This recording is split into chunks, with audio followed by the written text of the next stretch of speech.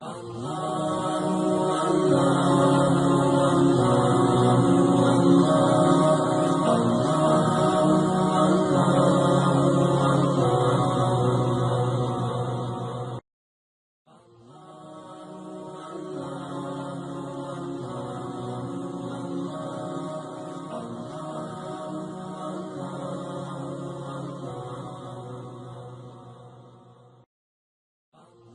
kita mengikuti mazhab. Apakah kita pilih mazhab yang paling mudah atau yang paling ringan? Saya sampai sekarang ikut mazhab Syafi'i. Tidak yang paling mudah, tak yang paling ringan. Itu yang saya yakini, itu yang saya amalkan. Walaupun saya belajar 2 tahun di kampung mazhab Maliki, tapi saya tetap pakai mazhab Syafi'i. Menurut mazhab Maliki, kalau bersentuhan dengan istri tak batal, kalau tak bersyahwat. Tapi kalau menurut mazhab Syafi'i, bersyahwat tak bersyahwat batal. Maka saya tetap ulang wudhu saya. Jadi tidak pilih mudah-mudahnya. Nanti sedang tentang wudhu dia pilih Maliki. Pas tentang solat dia pilih Syafi'i. Pas tentang nikah dia pilih Hanafi. Ini namanya tatabbu' rukhas. Tatabbu' rukhas tak boleh, haram. Karena mencari mudah-mudahnya saja. Mazhab comot-comot namanya. Apakah aliran yang sesat sudah menyebar di Pekanbaru? Di mana tempatnya? Aliran sesat tak bertempat. Karena kalau dia bertempat langsunglah ditangkap orang. Tak bertempat, dia rumah ke rumah, bergerilya di bawah tanah. Maka yang penting ini masyarakat kita yang sudah mengaji, pertama menyadarkan diri kalau sempat terikut-ikut. Yang kedua, kalau ada anggota keluarga, kita cepat antisipasi. Itu tujuannya kita kaji. Proses pengaduannya ke MUI sudah saya sampaikan caranya. Betulkah hari kiamat tak sampai 50 tahun lagi Pak Ustaz? Sebab ada hadis mengatakan umur umat Nabi 1500 tahun.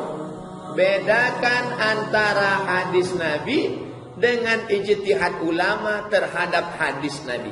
Adapun yang mengatakan 1500 bukan hadis Nabi, tapi orang berijtihad terhadap hadis Nabi. Itu pendapat orang, bisa benar bisa salah. Tapi saya kembali kepada Quran. Yas'alunaka 'anis sa'ati ayyana mursaha. Mereka bertanya kepadamu ya Muhammad tentang hari kiamat. Qul, katakan, la ya'lamuha illahu. Yang tahu hanya Allah saja. Balik kepada ayat Al-Quran. Kita tidak disuruh nyari-nyari kapan hari kiamat. Kita hanya disuruh mempersiapkan diri, berinfak, bersedekah, berwakaf, berilmu, beramal, sholat, menyiapkan diri untuk bekal menghadapi hari kiamat. Sekarang banyak orang saking sibuknya mencari kapan hari kiamat sampai tak beramal untuk hari kiamat. Apakah menabung di bank konvensional itu haram? Kalau dikatakan menabung di bank konvensional itu haram, nanti orang Islam menyimpan duit di bawah bantal. Kalau yang disimpan itu 1 juta masih bisa di bawah bantal. Kalau 1 miliar lebih besar duitnya dari bantalnya. Maka mau tak mau di mana disimpan? Di bank syariah. Bank muamalat atau yang bank syariah, Rio Kepri syariah. Tak bisa kata dia, bank konvensional juga Pak Ustaz, saya tinggal di kota yang tak ada bank syariah. Maka simpanlah di bank konvensional, bunganya jangan diambil, kata Syekh Yusuf Qardawi. Bunganya bukan milik kita, milik umat, balikkan ke umat. Berikan ke lembaga yang dinikmati umat, maslahat orang banyak, anak yatim, fakir miskin, orang jompo, masjid. Alhamdulillah Pak Ustaz, setiap dapat bunga saya serahkan macam yang Ustaz sebut. Berapa bunganya? 10.000. Patutlah. Kalau 1 juta, saya istikharah. Misalkan kita buang air kecil, terus percikannya menempel ke kaki celana. Apakah sholat kita sah Pak Ustaz? Tidak. Yang bernajis tidak sah. Makanya kalau buang air kecil, jongkok. Tidak memercik. Makanya dulu kalau bertamu ke rumah orang-orang, makcik, numpang sholat ya? Ya, tunggu kejap. Apa dibawakannya? 2, sarung sama peci. Karena dia takut celana kita itu terpercik. Kalaupun terpaksa, karena tak mungkin jongkok, harus tegak, naikkan kaki celana ke atas, selesai itu siram. Jangan sampai kena ke kaki celana. Adapun ke betis, siram. Adapun satu-satu titik yang tak bisa terelakkan, ma'fuan, termaafkan. Tapi jelas-jelas memercik, jatuh air ke tempat yang keras, naik memercik ke atas, nampak percikannya, maka tidak dikatakan ma'fuan, batal sholat karena celana bernajis. Nauzubillah. Sejauh mana batasan pengabdian saya pada orang tua dan mertua serta saudara, baik yang sudah meninggal maupun hidup, sedangkan mereka bukan seakidah non-muslim dengan saya. Bagaimana Pak Ustaz? 2. La yanhakumullahu 'anil ladzina lam yuqatilukum fid din wa lam yukhrijukum min diyarikum. Kalau orang kafir itu tidak pernah mengusir kamu dari kampung halaman kamu, mereka tidak pernah membunuh kamu, maka kamu boleh buat 2. Antabarruhum, buat baik, wa tuqsitu ilaihim, bersikap adil. Buat baik, sikap adil, buat baik, sikap adil. Kasih makanan boleh. Tapi kalau sudah masalah akidah, jangan ikut-ikutan jingle-bell Natal. Jangan ikut-ikutan cap gome, gong cipak cai. Tak boleh. Tapi kalau sekedar kunjung-mengunjung, berbagi makanan kita ke dia, makan dia kita, tak bisa. Tapi kalau sudah masalah akidah, wala ana abidu ma'abattum wala antum abiduna ma'abud lakum dinukum waliyadi. Apakah boleh kita menghadiri melayat kepada rekan kita yang meninggal namun dia non-muslim? Datang, ucapkan bela sungkawa, pulang. Aku turut berduka cita, pulang. Jangan ikut misanya, jangan ikut ritual agamanya. Datang, bela sungkawa, pulang. Titik. Bolehkah kita mengarang atau membuat ritual ibadah kepada Allah dengan mengkombinasikan beberapa ibadah menjadi satu? Ibadah-ibadah tersebut tidak ada contohnya dari Rasul. Apakah ibadah tersebut juga termasuk kesesatan? Kasih saya contoh. Ini umum. Tak bisa kalau umum. Kasih satu contoh baru bisa dijawab. Karena yang umum itu nanti tak semua generalisir. Saya kasih contoh. Nabi tidak pernah membaca doa khatam Quran dalam solat tarawih. Tak pernah. Tapi di Masjidil Haram, malam ujung Ramadan, ada doa khatam Quran dalam solat tarawih. Nah, itu tak pernah dibuat Nabi. Tapi tetap dibolehkan. Kenapa? Karena dia tidak masuk kategori bid'ah dhalalah. Karena masih ada contoh dari kalangan salaf. Nah, jadi jangan asal tidak dibuat Nabi sesat. Tak bisa begitu. Bagaimana sikap kita menghadapi orang menghujat kita sesat, ahlul bid'ah? Saya mengikuti dakwah jamaah tabligh dan saya terus dihujat ahli bid'ah. Karena dakwah 3 hari, 40 hari dan tak ada dalilnya. Saya datang ke majelis jamaah tabligh, ijtima 20.000 orang di Kuwait. Ketemu saya dengan ulama-ulamanya dari Pakistan, dari Bangladesh, dari India, dari Kalimantan, Kiai Lutfi, ada semua. Saya tanya, kalian risih tak dikatakan orang bid'ah? Mereka senyum aja.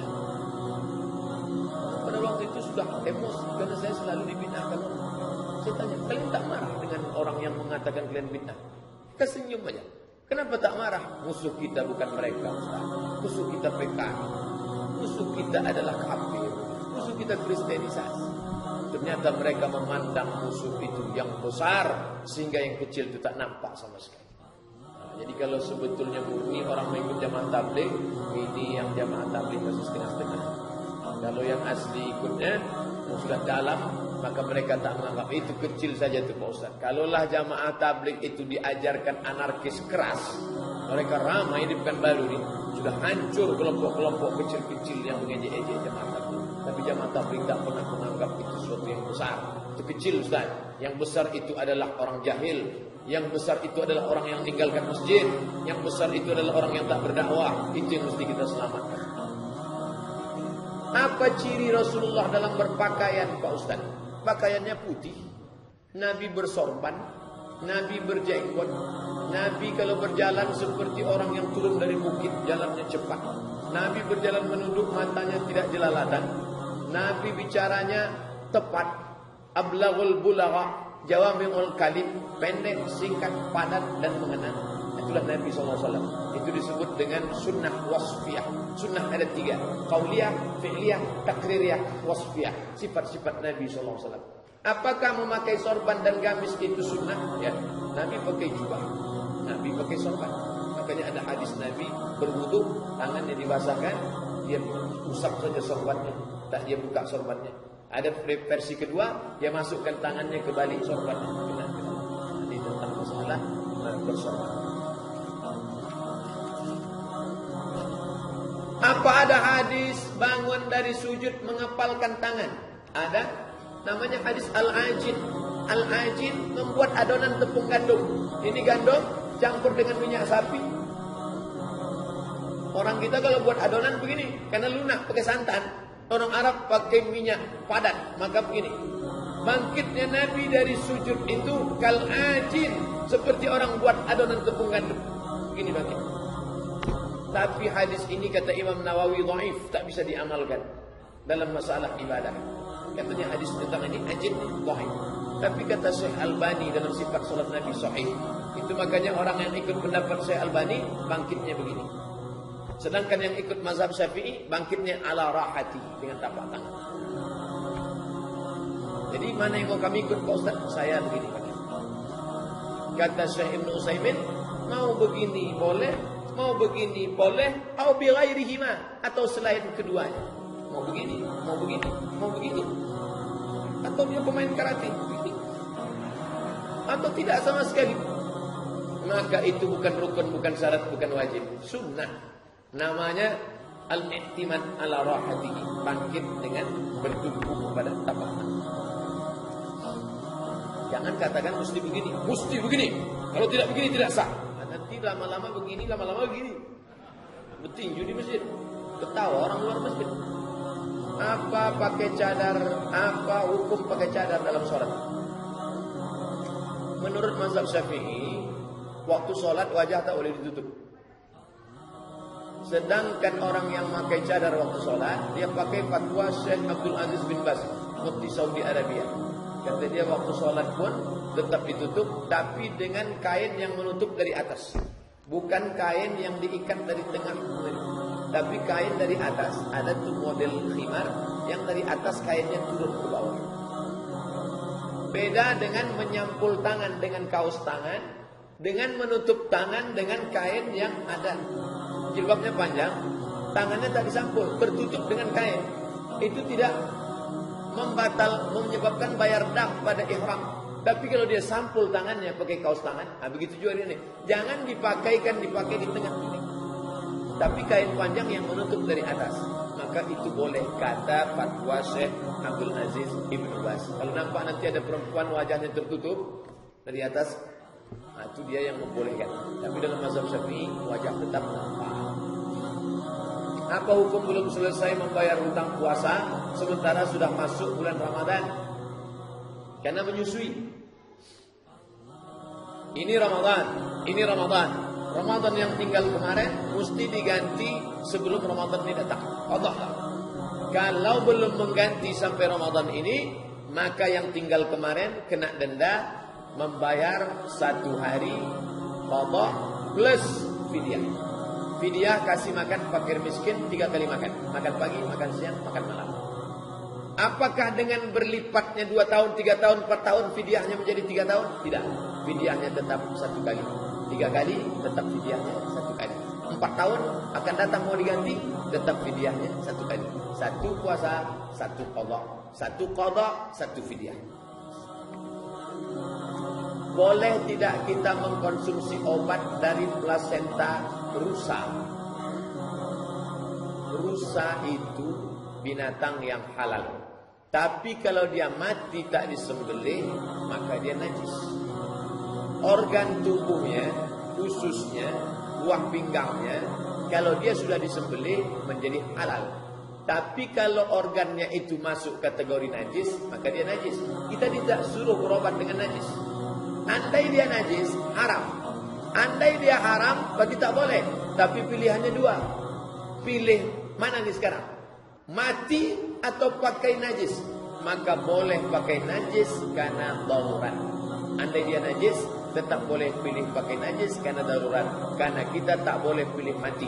Bapak, pilih 2 Pak. Mati atau pakai najis? Maka pilih pakai najis. Tak boleh pilih mati. Aku pilih mati aja lah. Tak boleh. Dalilnya, la tulqu bi aydikum ila tahlukah. Jangan jerumuskan dirimu dalam kematian. Bagaimana kalau sholatnya terlambat karena wirid Yasin? Asar, jam berapa sekarang asar?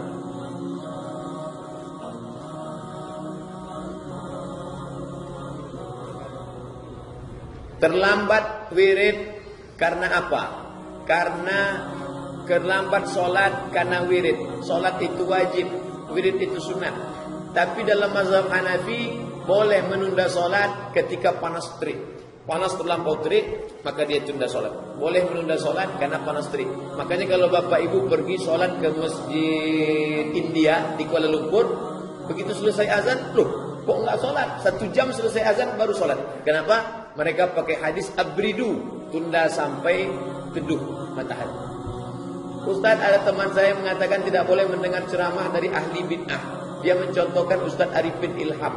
Apakah teman saya itu aliran sesat? Dia tak aliran sesat. Dia cuman salafi ekstrim.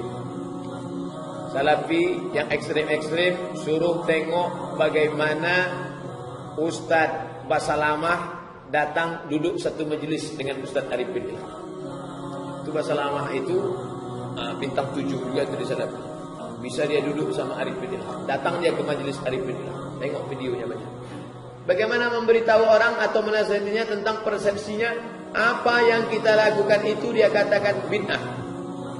Kita laksanakan karena kita yakin itu tidak bid'ah. Kita sampaikan kajian 70 halaman saya tulis. 444 halaman, 70 halamannya tentang masalah bid'ah. Baca buku 37 masalah populer. Saling hujat, saling sesat. Prihatin saya Pak Ustaz, Muslim Indonesia mengaku Ahlussunnah tapi saling hujat. Kenapa bisa terjadi? Bagaimana menyatukan sesama Ahlussunnah wal Jamaah? Karena sekarang musuh Islam liberal, komunis, kafir, Syiah sedang bersatu. Alhamdulillah Pekanbaru sudah bersatu ustaz-ustaz. Hizbut Tahrir, Jamaah Tabligh, Salafi Garis Lunak, Muhammadiyah, NU, ada namanya jihadis. Masjid-masjid pindah-pindah. Terakhir di Masjid Unwir. Masjid sana, subuh Ahad biasanya. Minta nanti salah satu jadwalnya ke Masjid Al-Kausar. Ini ada 4 kertas lagi. Kita habiskan nih baru azan asar. Habis itu baru kita sholat asar. Saya mau nanya Ustaz, masalah sholat. Apa dalil sholat yang duduk tahiyat akhirnya lebih dari 2 rakaat? Mazhab Syafi'i, kalau sholat itu ada tasyahud awalnya, maka tasawuf awalnya duduk iftirash, tasawuf akhirnya duduk tawarruk. Mazhab Hambali, kalau tidak ada tasawuf awalnya, maka tasawuf akhirnya duduk iftirash, macam tasawuf awal. Salat Jumat, salat tahiyatul masjid, itu mazhab Hambali. Jangan terkejut, sudah lama itu, sudah 12 abad baru sampai aja ke Pekanbaru. Apakah pas sujud kaki kita harus dirapatkan? Mazhab Syafi'i kaki renggang, mazhab Hambali rapat baru sampai ke Pekanbaru. Bingung orang banyak. Mau rapat, mau renggang, sama-sama Ahlussunnah wal Jamaah. Tapi kalau dia tak pakai celana panjang bagian dalam, dia pakai jubah, pakai sarung, bagus rapat. Karena kalau renggang nampak pangkal pahanya. Berdiri dan bergoyang-goyang tahlil di tempat pemakaman. Kalau tahlil, ya ucapannya la ilaha illallah. Ustaz kalau tahlil bergoyang tak? La ilaha illallah, la ilaha illallah. Kenapa kepala Ustaz bergoyang? Saya bernapas. Yang tak boleh itu sengaja menggoyangkan, tak apa digoyang. Kau kata kenapa bergoyang? Entahlah, aku tengok orang goyang, aku goyang pula kata dia. Pak, apa hukum membunyikan musik di masjid walaupun musik religi? Suaranya keluar untuk ngasih tahu bahwa ada acara, tak apa-apa. Yang kenapa? Karena alat musik itu tidak haram. Buka fikih musik Yusuf Qardawi, semua itu tak haram. Itu kan alat musik. Bukan kentep itu. Alat musik. Al-ghina mithlul kalam. Musik itu sama macam cakap. Kalau baik, baik. Kalau tak baik, tak baik. Tapi jangan musik-musik Arab itu dibunyikan. Musik ya asmar Latin sani. Itu bukan lagu religi itu. Lagu cinta itu. Ya asmar, wahai kau yang hitam manis. Latin sani, jangan kau lupakan aku. Bagaimana menurut MUI Jamaah Tabligh? Jamaah Tabligh tak ada masalah. Tak ada fatwa haram Jamaah Tabligh. Dan menurut Ustaz, yang mengajak preman-preman ke masjid diskotik yang rambut gondrong metal-metal itu siapa? Itu Jamaah Tabligh itu. Sesudah mereka datang ke masjid baru Ustaz somad ceramah. Assalamualaikum. Yang mengetuk pintu ke rumah-rumah itu siapa? Jamaah Tabligh itu. Oh Jamaah Tabligh ini bau Pak Ustaz tak mandi. Tak semuanya. Di Maroko kaya-kaya Jamaah Tabligh, pakai Mercy, pakai sedan. Ada mahasiswa Indonesia selama kuliah di Mesir dapat rumah gratis. Dari siapa? Jamaah Tabligh. Yang kaya-kaya. Kebetulan Bapak jumpa yang susah-susahnya. Ini satu pertanyaan lagi. Tapi ini pula yang paling payah membacanya. Solat zuhur yang tidak dijaharkan dan asar, jamaah membaca ayatnya panjang, sedangkan imam membaca ayatnya pendek. Jamaah belum siap membaca ayat, imam sudah rukuk. Apakah solat tidak sah? Sah. Kenapa? Karena yang menjadi rukun Fatihah saja. Asal selesai Fatihah. Andai makmum belum selesai Fatihah, imam sudah selesai, ikut saja ruku. Kenapa? Al-imamu junnah. Imam penanggung jawab. Faqiraatul imam qiraatul makmum. Bacaan imam mengcover bacaan makmum. Apakah waktu zaman Nabi masih hidup, apakah sudah ada untuk seperti sekarang? Apakah solat Jumat sah dengan memakai meja dan kursi saja? Solat Jumat sah kalau memakai meja dan kursi saja. Nabi khutbah tak pakai mimbar. Nabi khutbah bersandar ke batang korma. Datang ibu-ibu, ya Rasulullah, aku punya budak tukang kayu, boleh ku buatkan mimbar? Boleh, kata Nabi. Mimbar itu bukan dari Nabi, sahabat minta membuatkan mimbar. Jadi kalau tak ada mimbar, tegak aja dia khutbah. Sah. Terakhir, apakah yang dipakai jamaah yang tidak mau bersalaman dengan jamaah lain setiap selesai berdoa? Assalamualaikum warahmatullahi wabarakatuh. Tak mau. Dia mau hadis fi'li. Mana dalilnya? Maka kata Imam Al-Iz bin Abdus Salam, bersalaman selesai solat itu bid'ah, tapi bid'ah mubahah. Kata Al-Iz, sultanul fuqaha, sultannya ahli fikih. Imam Nawawi hafal Sahih Muslim. Kata dia bersalaman setelah solat boleh, karena hadisnya umum. Maka bapak ibu kalau selesai solat salaman tak jadi masalah. Begitu menurut kata para ulama. Ada hafal Sahih Muslim, bersalaman selesai solat tak apa-apa. Ada cuman hafal hadis 3, itu pun pakai laptop. Melarang salaman selesai solat. Bapak ibu ikut Imam Muslim, Imam Nawawi yang hafal Sahih Muslim, atau yang hafal hadis 3 kalau naik laptop. Nah, kalau saya tetap ikut Imam Nawawi yang Sahih Muslim. Selesai solat, salaman, tak apa-apa. Sebelum solat, tak apa-apa. Selesai solat, tak apa-apa. Asal jangan sedang solat, salaman. Terima kasih segala perhatian, mohon maaf segala kesilapan. Itu yang dapat saya sampaikan. Kita tutup dengan langsung doa selesai azan. Baca doa kafaratul majlis, penutup majlis. Subhanakallahumma wa bihamdika asyhadu an la ilaha illa anta astaghfiruka wa atubu ilaik. Wa sallallahu ala sayyidina Muhammad wa ala alihi wasallam. Walhamdulillahirabbil alamin. Wassalamualaikum warahmatullahi wabarakatuh.